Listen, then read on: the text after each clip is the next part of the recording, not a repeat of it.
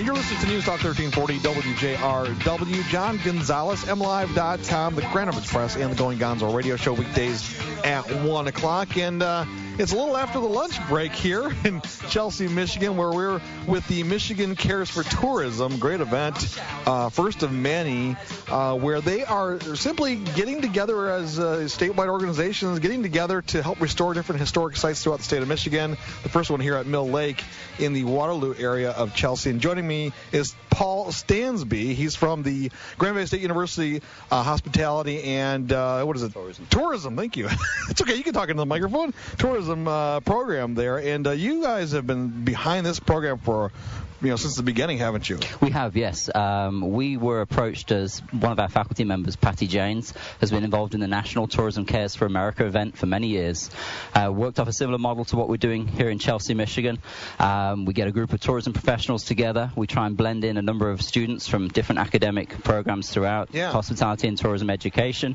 And the goal really is to give back to our industry, is to look at sites that are in need of some repair and to bring tourism volunteers together so they can really dedicate their time, their talents, their energies to really restoring that. Yeah. Well, I know that they've been having a great time this morning. What did you do exactly? Because you got your sleeves rolled up. Yeah. You're a little messy there. I'm dripping in sweat here, so excuse the appearance. No, but yeah, right. We're around the back there. We've got a whole bunch of different logs and brush that we're pulling together to a great big chipper in the back there. And the idea is sort of the DNR here are working with their team of experts, the stewardship team, and their role is to sort of cut a lot of the brush down, and we as volunteers are dragging it to the chipper and just making sure that the area is more accessible to people to get in and out of the cabins that are eventually going to get restored over the next few months. Yeah, it's a great project, great cause here. But you said idea, so and you're not from Michigan originally. I'm not. You're correct. You might have picked up on my accent slightly. Yeah. Where are you from originally? Well, I'm from England originally. I've been at Grand Valley State University 10 years now. I lead the hospitality and tourism management program there. And one of our key goals as a department is not only to serve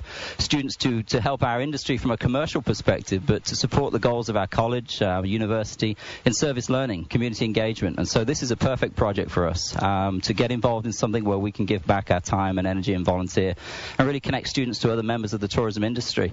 It's just a win-win for us as a faculty. Now, where are the Grand Valley students that go through your program? Where are they working? When they graduate there, where are they going? Well, our ultimate goal is to keep them in Michigan, obviously, but they move all over the country, really. We have a large number, probably 62% of them that do stay in Michigan. They're all getting jobs as the economy in Michigan is continuing to grow in the success of the Pure Michigan campaign. There's a whole bunch of jobs that are coming available, managerial positions in the lodging, the event planning, the tourism, as well as the food and beverage areas.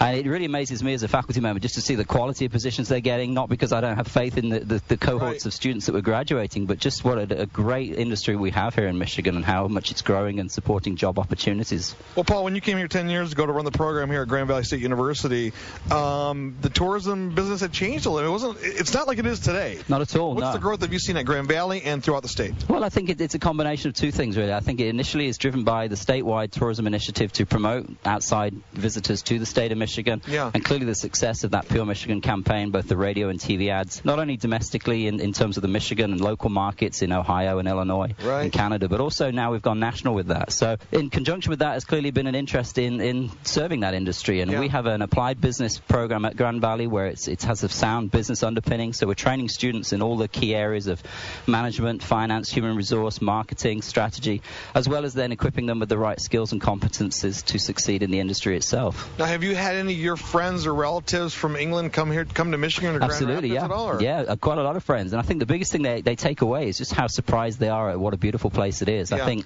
obviously, internationally, there's a lot of promotion for the bigger parts of the country, the Las Vegases, the Floridas, the Californias. But to them, they come with a primary reason to visit myself, family, and just are absolutely blown away by the quality of the natural resources we have here, the quality of the hospitality industry, the attractions that we're able to offer. And they leave with a really fond impression of not only Grand Rapids, where we're from, obviously, but the state of Michigan. We encourage them to travel throughout, and they get up north to Sleeping Bear Dunes, to the UP, to Traverse City, as well as, to the east side, and see cities like Detroit that have such a bad reputation overseas, yet when they actually go in and see it, they can really see that the growth that's taking place there and the transformation that's going on. Now, this Michigan Michigan Cares for Tourism, this initiative to help the industry helping each other. This is kind of modeled after something else going on around the country, right? Correct. Yeah, we took one of our partners. There's 4 partners in this Michigan Cares for Tourism. There's obviously Grand Valley State's Hospitality Tourism Management Program. There's the Department of Natural Resources. There's Travel Michigan, and then our 4th partner is Tourism Cares for America, and they have a national model where they bring same kind of deal. They bring tourism professionals from throughout the country. Wow. They identify sites that are in need of help.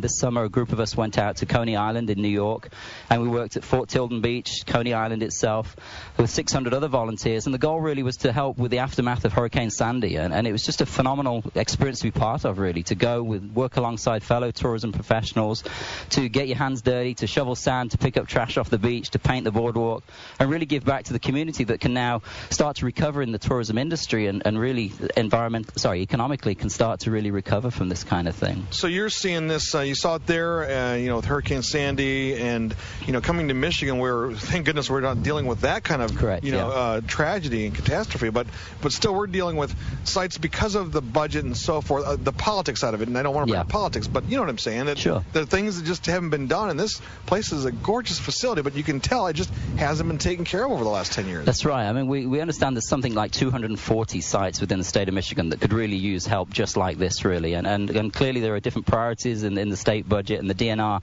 does the best it can with what it has, and so this is a great way in which we can support that effort. It doesn't cost any money for us to do this. People bring their time and their efforts to do this on a volunteer basis, and what we understand is that the work that we'll do today is the equivalent of about 2 weeks of labor work that would go on from the DNR itself without clearly the cost. And so it is a small step, but every little helps, we think. And if we can continue to look at different projects in our partnership with the DNR, we can identify other sites that can really benefit from this kind of work and can economically get back on its feet and start generating tourists to the area. And that has a multiplier effect throughout the communities, that the hotels then get busier, the different attractions start getting used, the restaurants get used, and all that is just a pure benefit to those smaller communities that are in need of this help. No question about it. Paul Stansbie from Grand Valley State University, where can people get more information about the hospitality tourism management program? They can go to our website, www.gvsu.edu/HTM. Okay. They can also go to michigancaresfortourism.org, and they'll find information on the project there at the Michigan Cares website. They can find information on our major, the program, and all that Grand Valley has to offer in terms of both its service learning, its high-impact learning opportunities that we offer, not just hospitality students, but students from all majors. Well, thanks again for your time. I appreciate it. It's great hanging out with you last night as well. And thanks for giving of your time today and for this whole effort. We appreciate your time. You're welcome. We're thankful to you and MLive for their help in promoting this as well. Not a problem. Thanks a lot. Take care. And coming up next, we'll bring you, speaking of the DNR, Maya is with us. We can't wait to ask her about what's going on with the DNR here on the Going Gonzo Show on News Talk 1340 WJRW.